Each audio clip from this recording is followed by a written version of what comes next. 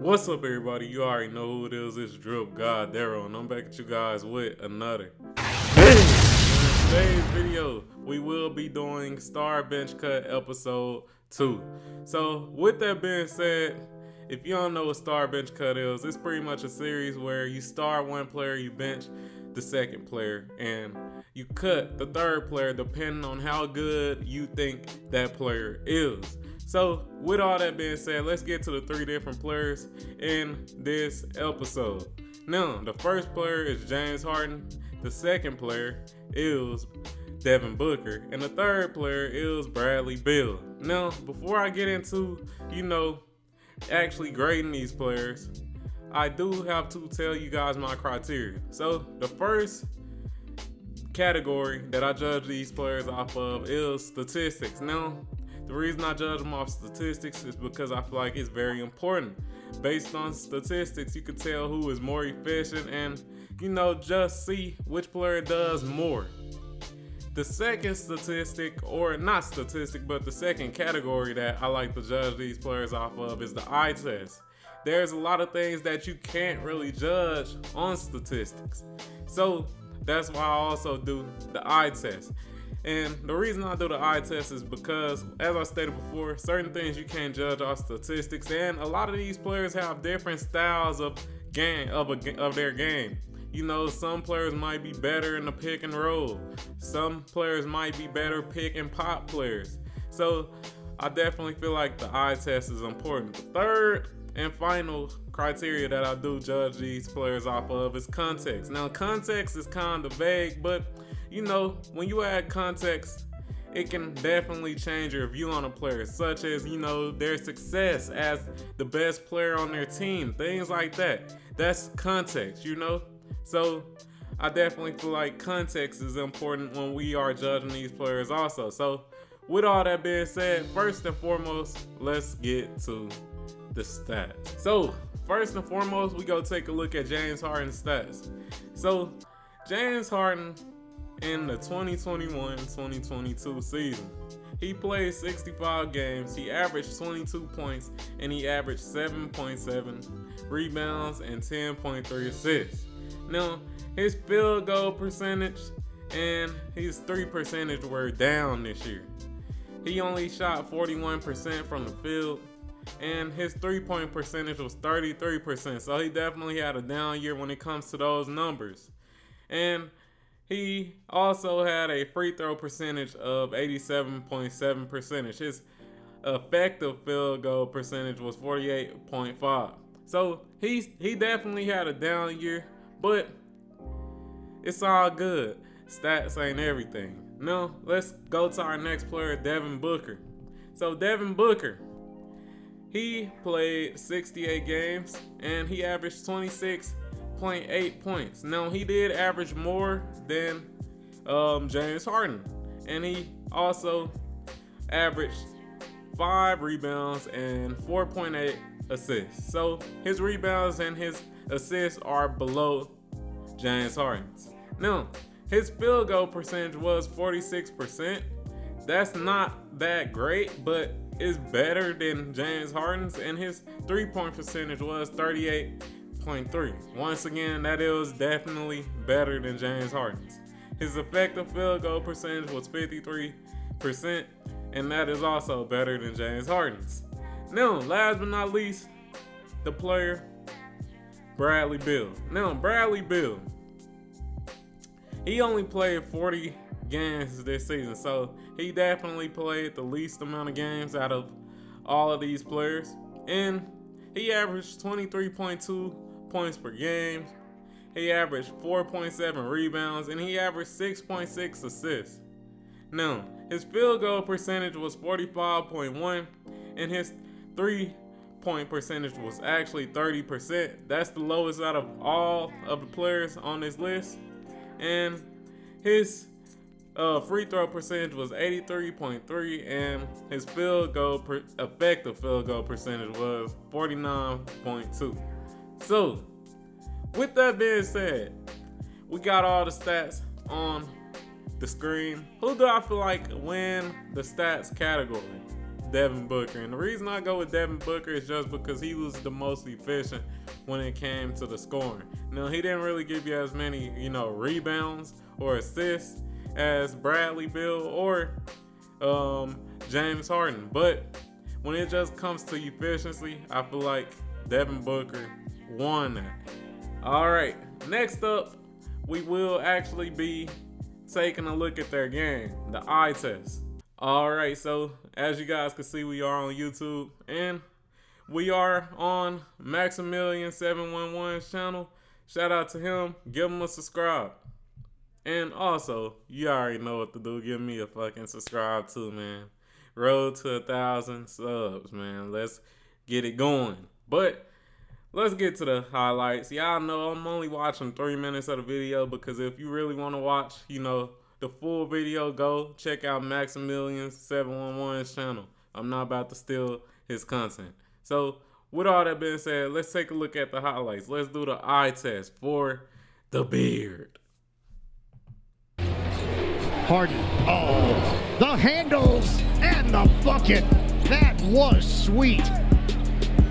This first half, Harden likes the matchup against the rookie. Harden, count it for 3. James Harden connects on a 3. Harden, stutter dribble, drives, gets inside. He throws it down and ties the game.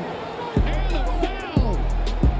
Right, it almost feels like that rule has been extrapolated to everything else. Some ball movement, some activity. Beal had a wide open shot, just couldn't convert. Harden was the one who adapted his game as that facilitator.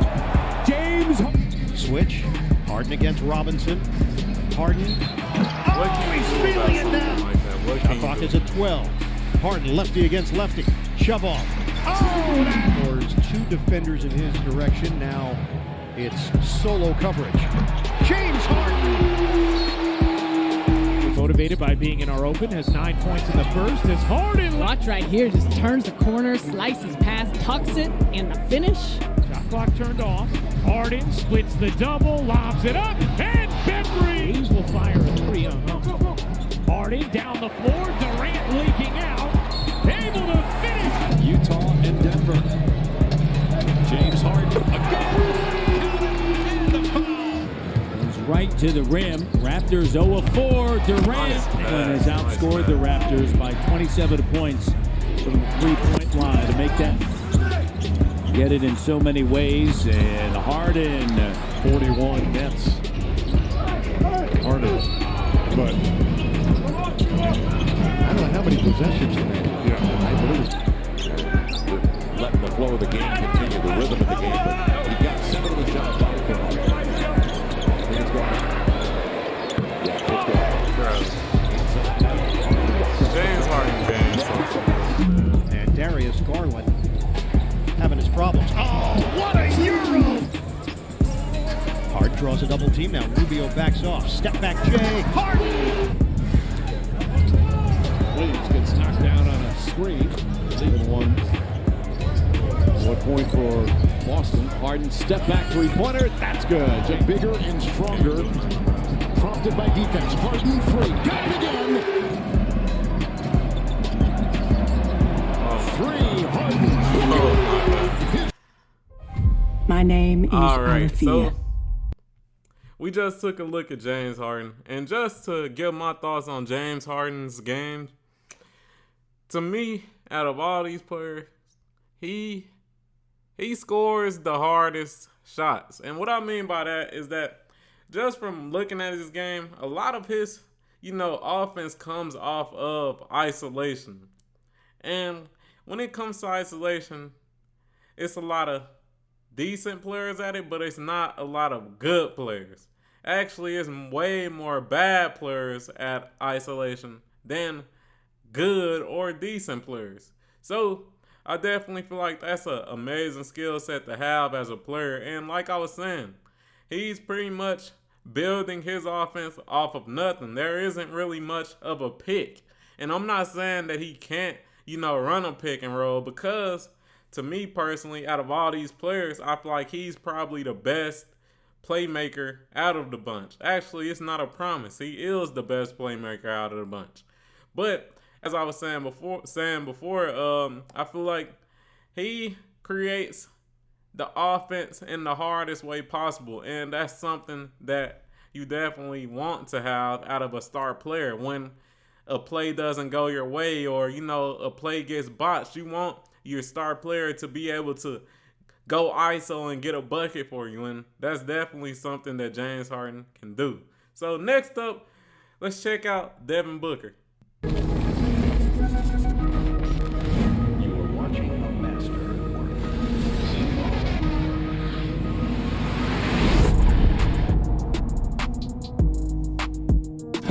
Makes himself available for the offensive rebound, but the putback is off.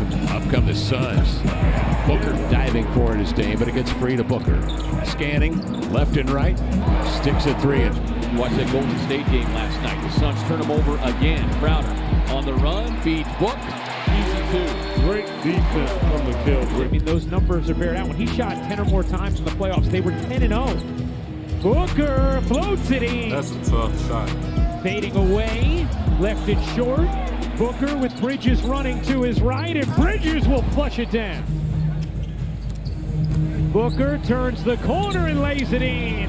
To Bridges, to Ayton, who knocks Covington down. Rotated to Booker, who lights off the Bosnian beast and scoops it ahead to Paul. On to Booker. Bingo. Finds Booker. Booker on the three. Crosses him off float. Yes!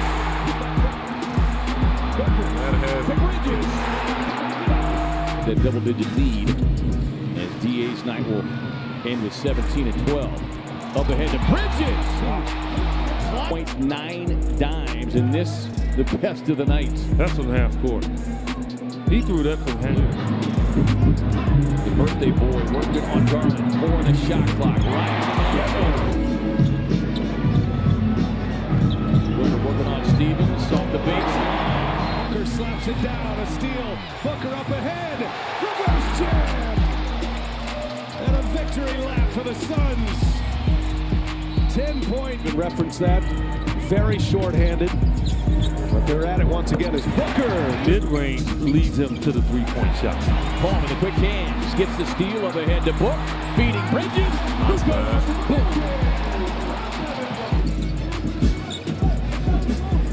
Book with a step-back triple. Defense. Green on the drive. Booker slams the door. Pull-up three. Yes! Book working on the handoff. Gets a switch with McCullough. Pulls up baseline. Got it. Recognized they had enough time. That was a bit too quick because he had taken it, so now it's about right. That was good defense, but better offense from DeAndre Hunter. But my thoughts on Devin Booker. Now, I definitely feel like one of the most underrated parts of his game is his mid-range shot. Bro has a wet mid-range shot, and I know that a lot of people, don't really like the mid-range shot. A lot of people are falling out of love with it because, it's probably the lowest percentage shot that you can make. But I definitely feel like it's good to have, that part of offense in your game. And Devin Booker, man, I feel like he can do it all. I wouldn't say he does everything the best or anything the best, but I definitely feel like he can do it all when it comes to scoring specifically. But last but not least, let's take a look at my boy Bradley Beal. Beal turns the corner. Bradley Beal with the emphatic stop. Going down. Beal, oh, what a spin. He just dropped Bogdanovich right there. Yeah, you don't see that too often. You see guys break an ankle. He goes on the court with Clarkson, Donovan, and Gobert, and on top. Beal going to work, penetrating on Green, gets to the cup and finishes with a left hand. Or didn't force anything, and now he's heating up. Oh. Here come the Wizards. From the corner, Beal is open, buries it. For this team. Beal in the paint. Nice move by Beal, beautiful step back jumper is good. And Beal is in double offloads. Good transition by the Knicks, but look at that. Beal uncontested in the window, no call. Nick Nurse doesn't like it at all. The other way. It's great chemistry and friendship. It's Kuzma to the cutting. Beal, count it. And Kuzma and Dragic from Beal cuts it off. Beal again looking to take it to the hoop. He does and gets two. That same Beal cuts, goes, and got two. That was a nice shot. He goes back door, and Beal, he will finish again. Beal, step back through the legs. Bradley Beal is starting to Boston run all since Trez has exited the game. Beal for three. Can they get that ball movement? Beal. Jump stop, hangs, puts it in. Tied up at 109. All right, for the eye test, easily, I give it to James Harden. Bro's game is eye candy. I'ma just leave it at that. Y'all seen it, the do. You know what I'm saying? The between the legs, hezzy splashes and all that bullshit, bro. Like, come on, man.